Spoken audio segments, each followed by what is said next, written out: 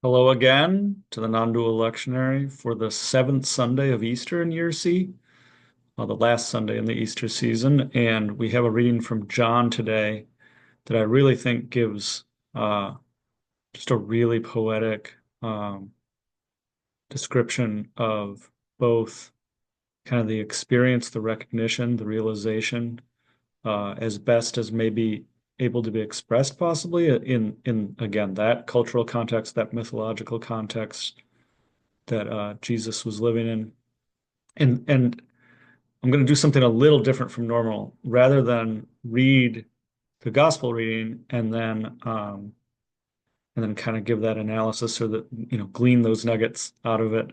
I want to start from the end, kind of in a way, and then read at the end and let it just sit that way. So first of all, what I've called this throughout, right, is the non-dual lectionary.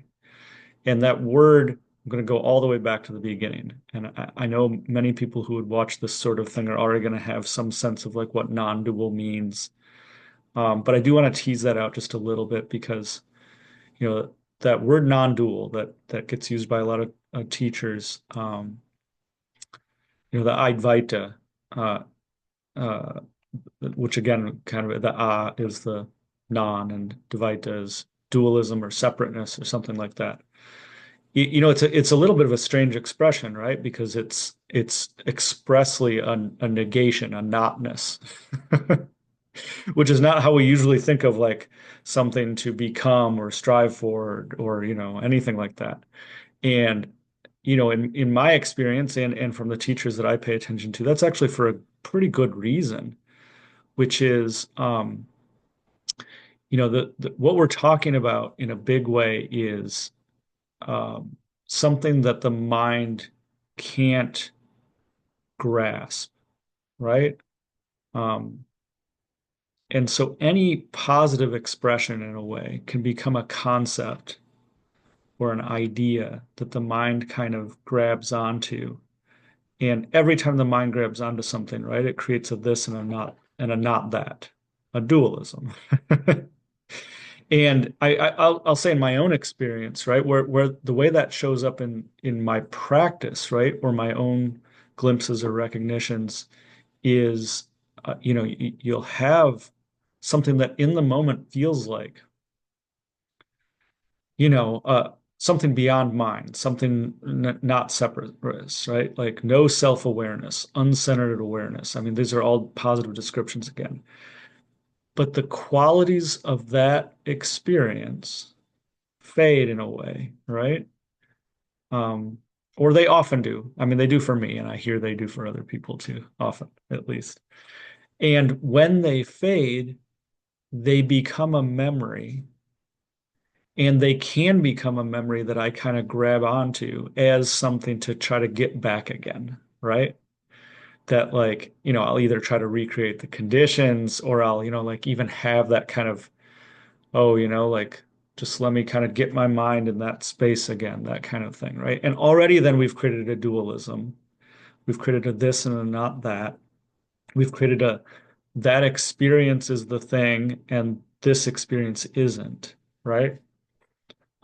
It can be very subtle, but that's kind of that's what's happening. I mean, if it can be subtle or not, right? Whereas whatever is, if true nature is anything like non-dual, right? And it is always eternal and without beginning, then and this is the way that's been working for me recently, just as a again as a concept, be careful, but um that the question is more like what's it like right now? It might be different from that experience I remember. Um and I can say again from personal experience, I can have those glimpsing or those recognition moments in a way, right? That kind of peak. Um, and they're not always the same. Um, they can be recognized as true and as decentered, as no self, um, as kind of living this expression right here, right now, whatever is right now. and at the same time, they're not necessarily the same, which is fascinating, right? Um, so again, like non-dual in a way, right, really kind of gets at that in a way, in the sense of like it's a notness. No self is another good one, right? Like, although again, with those, with even with those things, right? At least there's so even non-dual, right? We can kind of think of what's non-dual and what isn't non-dual, right? It's not two, not one, right? Form is emptiness, emptiness is form. The same, there's an interpenetration, but again, like the word non-dual, at least in the word, has its own undoing if you try to turn it into a concept, right? Because as soon as it becomes a dualism, you can at least say the word again and be reminded.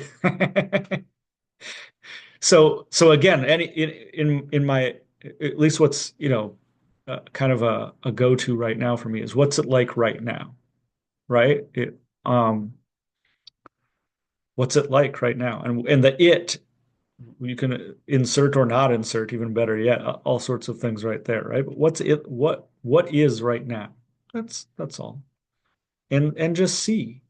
And in a way, I think like enlightenment or the full, manifested non-dual recognition is just a constant living as that, right? With it's like a constant not knowing, a constant rediscovering, um, in a way, in a way. I mean, even that doesn't capture anything, right?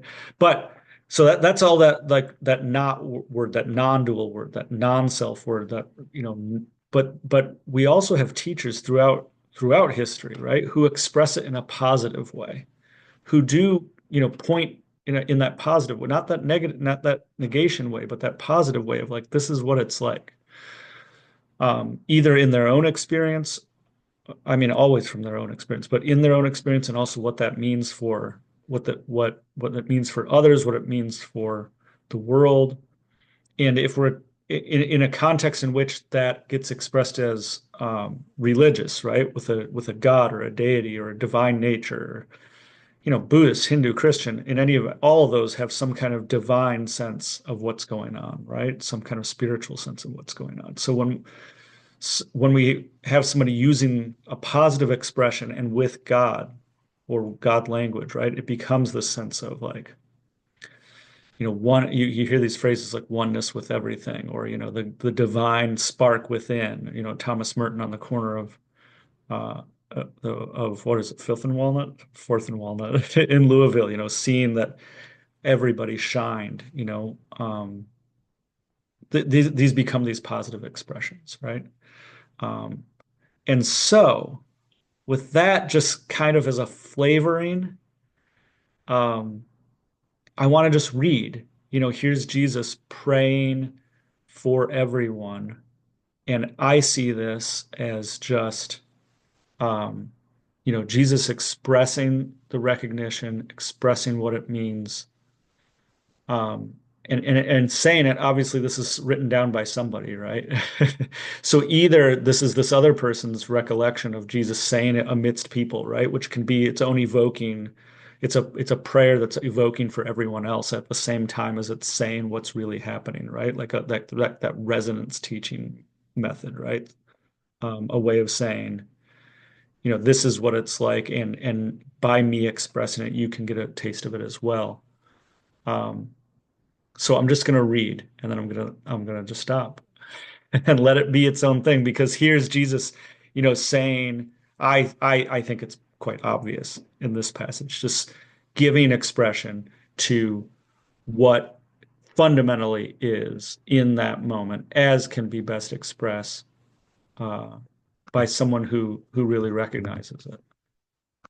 And so John chapter 17, verses 20 through 26. I ask not only on behalf of these, but also on behalf of those who believe in me through their word, that they may all be one. As you, Father, are in me, and I am in you, may they also be in us, so that the world may believe that you have sent me.